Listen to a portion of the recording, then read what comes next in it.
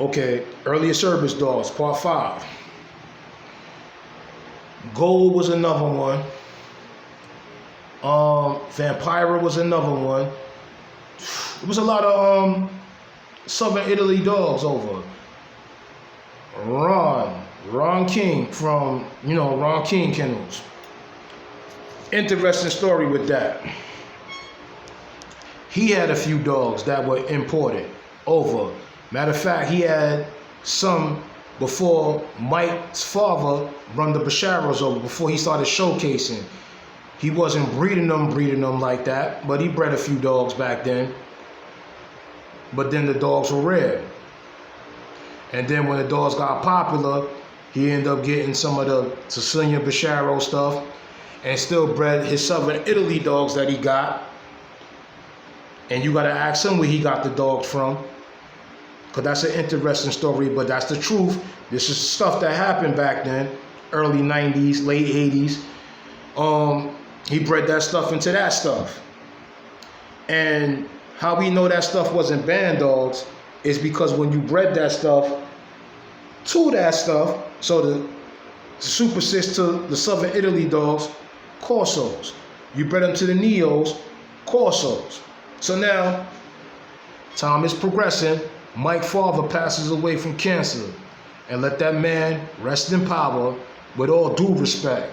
Now, I don't know if Mike Santilli was racist or not. I really don't care. But I do respect him, and I respect his work. Now, he also bred the dogs, Mike Santilli Sr. Knowingly, he gave some to Mike Jr. Mike Jr. bred to his band dog stuff. His American Bulldog Pit Bull crosses that he was using to do hog hunting. So, and the dogs still produce Corsos with that. Now, if they was Rottweiler Neo, they wouldn't have been cookie cutting like that. That wouldn't have happened. Neo breeding wasn't that tight. When I'm saying that tight, they wasn't bred that tight. I just told you, and even in Italy, a lot of the crossbreeding around, Mike Santilli's seniors, his traditional Neapolitans, they were bred right in his act. The ones that look more traditional, the ones that were more sloppier, that he got imported over and started breeding, that stuff wasn't bred tight. Get what I'm saying? So, like I said, these traits would have been all over the place. So now they get these Southern Italy dogs. And they're breeding them. So Kokomo and them is still doing their Dane dog shows, Rocco. And then a new generation, 3rd and 4th, Samson, Rocco, Nero, Comanche, a few other dogs. And the Corso history starts taking place. But now, early back then, like I said, John Palatti, forgive me, forgot his name. I went to his house. Me and James Coleman took a trip, early 90s. Because now we looking for Corsos. Corsos are getting to be abundant here in New York, in the city, back then. So I was seeing Corsos early as 86. Because I went to Bensonhurst, New Utrecht. That was on 86th Street, right around the corner from 18th Avenue, which runs all the way into Bensonhurst, back out to Coney Island Avenue. Went to high school out there. So there was, of course, it's an Italian neighborhood. I saw Corsos. And back then I thought they were band dogs. So as a kid in my school, he had a nice dog. His dog was super nice. He was buckskin. He moved like a cat. And I used to watch him walk his dog early in the morning before he go into school. So one time I approached him and asked him, I was like, yo, man, what kind of dog is that? Because he's not as big. He put it like this. He wasn't the size of a pit bull. Way bigger than the pit bull. Different looking. But yo, his movement was crazy. So I asked him, So he was like, yo, this is a dog I got from Italy. He's supposed to be a pit bull and a hound. And I looked at that damn dog like, what kind of hound made that?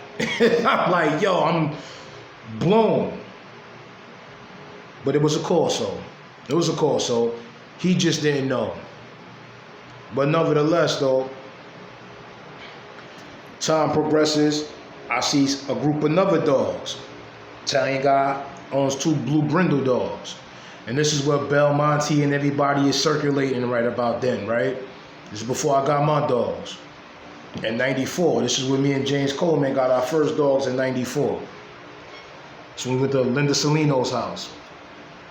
But before that, I'm seeing these dogs, and they're beautiful. They're running back and forth. That first day, I stood 2 hours watching this guy and these dogs running back and forth. The very next day I came to the park, he's there. I approached him like, yo, like, what kind of dogs are these, man? These are nice band dogs. These are nice, the 50-50. I'm thinking they part Neos and part Pit Bulls. And he was like, nah, these are Cane Corsos. I was like, Cane who? He said, Cane Corso, they related to Neos. And I was like, really? And I took an interest in the dog from there and wanted one.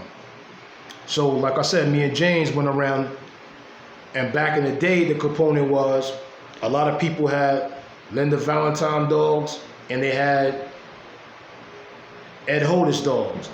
Ed was known to breed these big ass, they were the bigger dogs, the biggest spectrums of the Corso back then.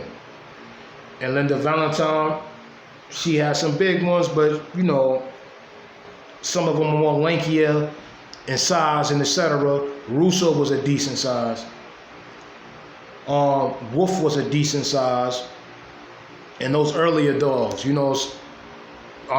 Jetta, where she sold to Johnny Alexander. I didn't like Jetta. And that's when I kind of knew that some of them Corsos that were coming over weren't right in his eye. But like I said, but John Pilati went to his house. So let me tell you that story. So I go there, we get out, he shows us his dogs, we talking, because a friend of mine, he wants to get Neo. So I really didn't want to go there, but then John had Corsos too. So I'm taking a look at both dogs. And we got into a little argument. Because he was like, yo, these are the best, Neos in the world, this and that and the third. And I'm looking at the Neo and I'm like, yo, that Neo got boxing in it. And he was like, how can you say that? Like, you know what you're talking about? And you know how Italians are. They just like black folks. They get it. So he got a little heated. So I had a Neapolitan book about this thick. I don't even think that book is in circulation no more. I lost that book too. Love that book. Because it had a lot of historical pictures in it too. Showing and proving. But then, like I said, the thinner Neos, I didn't know those were Corsos at the time. I didn't know. So I went and got the book and showed them. I said, all right, this is what we're going to do.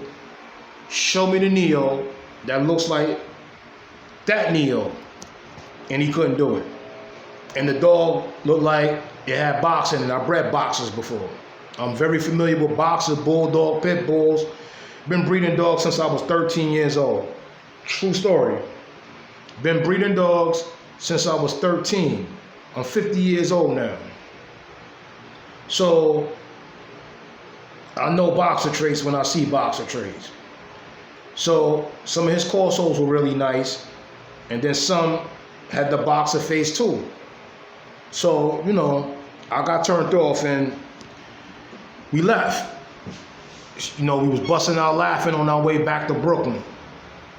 But we went to a lot of yards. We went to Belmonte's yard, and we saw some of the Southern Italy dogs that he sold to people in Brooklyn, where were more smaller, because we couldn't even believe the product that we saw of that he sold these black guys. He sold, Ed Holdis, he sold these dogs. Because Ed is always known to have the bigger dog. Everybody had a Belmonte male and a Linda Valentine female. This is how predominantly the Corsos were bred back in the day here in New York City. Actual fact, early 90s.